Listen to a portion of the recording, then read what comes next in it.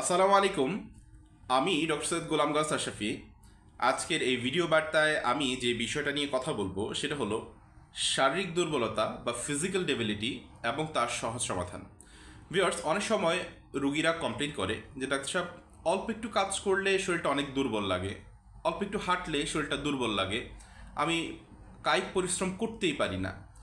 তো মনে হয় সারাদিন যেমন যেন এমন অবস্থা যে শরীরটা অবশ অবশ, শরীরটা খুব দুর্বল, ঘুম ঘুম পায়। তো এই সকল সমস্যার আজকের এই ভিডিওটার মধ্যে আমি চেষ্টা করব সমাধান আলোচনা করার জন্য। বিগত দিনের অনেক ভিডিওতে আপনারা দেখছেন আমি চুন নিয়ে আলোচনা করি, যেটা ক্যালসিয়াম কার্বনেট বা চুনা পাথর। তো আজকের এই ভিডিওতেও ঠিক সেম প্রসেসটা আমি আলোচনা করব। একটা ভাত পরিমাণ চুন, পানের সাথে যেই চুন আমরা খাই, বাজারে দুই ধরনের চুন পাওয়া যায়। একটা পাওয়া যায় ঝিনুকের চুন, একটা পাওয়া যায় পাথরের চুন। তো পাথরের চুনের কথাই আমি মূলত সব ভিডিওর মধ্যে আলোচনা করি। ঝিনুকের চুনটা আপনাদের খুব বেশি উপকার হবে না। তো একটা ভাত পরিমাণ চুন আপনি বাজার থেকে পাথরের চুন নিয়ে আসবেন, 10 টাকা বা 15 টাকার। এটা পানির সাথে গোলালে আপনি দেখবেন একদম কাদা কাদা হয়ে গেছে। তো বেশি করে পানি দিয়ে সবসময় এটা একটা পাত্রের মধ্যে রেখে দিবেন। তো ওই ভেজানো চুনটা, একটা ভাত পরিমাণ চুন 1 গ্লাস পানির সাথে প্রতিদিন রাতে ভরা পেটে নিয়মিত যদি কোনো পেশেন্ট এটা কন্টিনিউ করে, গ্র্যাজুয়ালি দেখবেন যে আপনার শারীরিক যে দুর্বলতা সেটা পুরোপুরিভাবে ডিজলভ হয়ে যাবে, মানে ঠিক হয়ে যাবে।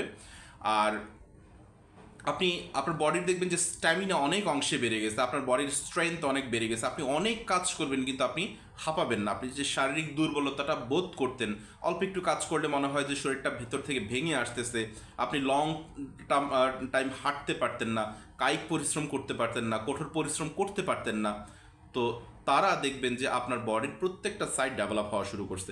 হয়তোবা সেটা 1 সপ্তাহ মিনিমাম খেতে হতে পারে, বা ম্যাক্সিমাম হয়তো বা 3 থেকে 4 মাস খেতে হতে পারে। এটা মানে রোগের কন্ডিশন ভেদে।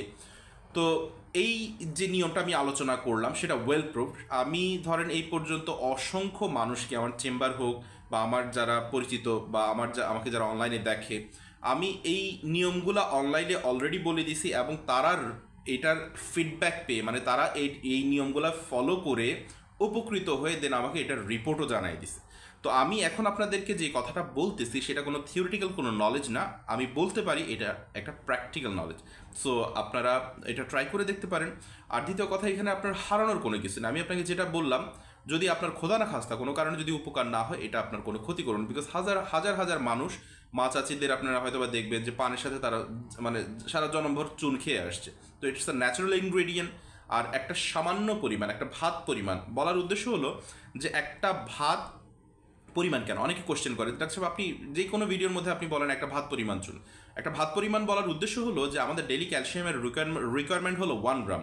তো আমি 1 গ্রাম বলে অনেকে বুঝবে, অনেকে বুঝবে না। তো মূলত সেই কারণে একটা উপমা স্বরূপ, যেহেতু ভাত বা ভাতের চাল বলে সবাই বুঝবে, মূলত সেই কারণে আমি এই এক্সাম্পলটা আমি বলে থাকি। তো আমার টোটাল কথার সামারাইজেশন হলো আজকের এই ভিডিওটা ফিজিক্যাল ডেবিলিটি বা শারীরিক দুর্বলতা নিয়ে। তো বয়স যে কোনোই হোক না কেন, হতে পারে সেটা কম বয়সের পেশেন্ট হোক, হয়তোবা বেশি বয়সের পেশেন্ট হোক, বাচ্চা হতে পারে, মহিলা হতে পারে, পুরুষ হতে পারে, সবার জন্য ঠিক সেম প্রসেস। একটা ভাত পরিমাণ চুন 1 গ্লাস পানির সাথে প্রতিদিন রাতে ভরা পেটে নিয়মিত যদি কেউ কন্টিনিউ করে, তাহলে গ্র্যাজুয়ালি দেখবেন, হয়তোবা কারো 1 সপ্তাহ খেতে হতে পারে, কারো হয়তোবা 3 মাস বা 4 মাসও খেতে হতে পারে, গ্র্যাজুয়ালি আপনি দেখবেন যে আপনার কষ্টগুলো, আপনার শারীরিক যে প্রবলেমগুলো ছিল সেগুলো আস্তে আস্তে ডিজলভ হওয়া শুরু হয়েছে এবং আপনার বডির যে স্ট্যামিনা, আপনার বডির যে স্ট্রেংথ অনেক অংশে বেড়ে গেছে।